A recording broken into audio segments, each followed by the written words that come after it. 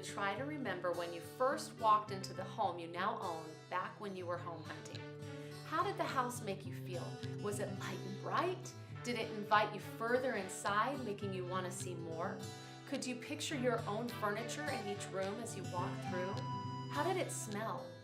Those are all the emotions and thoughts the potential buyers are going to experience when they tour through your home, either at an open house or at a showing with their realtor. A first impression is a lasting impression, right? So, make it the best they will have compared to what they have in any other home they go inside. But how? Here are just a few easy tips. These are after you've already prepped your house for market. We can talk about improvements or staging another time. Make sure your lawn is nicely mowed, hedges and trees trimmed, flower beds free of weeds. If you have a porch, make sure you have it free of toys or clutter or those muddy running shoes from yesterday. Even before they walk inside, they will have an impression on whether you take care of the inside of your home. They're going to imagine themselves coming home and walking up to their door or sitting on their porch on a Saturday morning with their cup of coffee. Then they walk inside. We want it light, bright, and at a comfortable temperature, and we want it to smell good.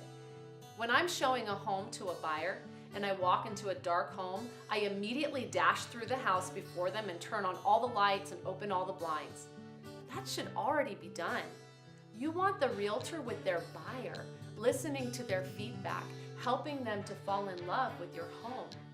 Open the blinds and curtains, turn on all the lights. Okay, so some homes have more natural light than others. You can't change that easily sometimes. If your house is a little on the darker side in that regard, make sure you have bright light bulbs.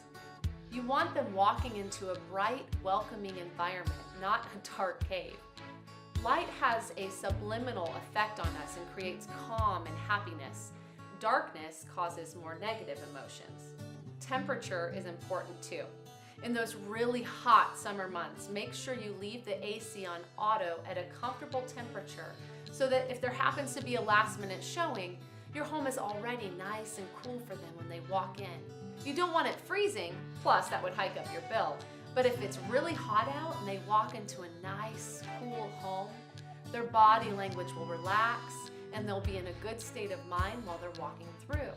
If they get upstairs and the rooms feel like the dry sauna at the gym, they're going to want to get out of there as soon as possible. The same goes for the cold winter months. Leave the thermostat at a warm, not hot, temperature so that when they walk in, they feel cozy and warm and won't want to leave to go back out into the cold. The idea is to help them to linger so they see more to love about the home you have enjoyed. You hear people joke around saying to bake cookies before an open house so the house smells good. It's actually a winner, but who can bake cookies every time you have a showing? If you're anything like me, number one, you don't have the time, and number two, I don't have the willpower not to eat every single cookie I bake. But in all seriousness, what does your house smell like? Now, this is actually kind of tough because we get used to the smell of our own home and we don't pick up on what others do. So, my advice, have a friend or your realtor walk through and tell you what they smell. I suggest getting wax warmers or plug-in air fresheners, but don't use those really sickly scents. Go for more subtle, fresh smells that will appeal to both men and women. Next, a decluttered home is a happy home. Your realtor or stager would have already gone through your home with you and helped you declutter, but I get it, life happens.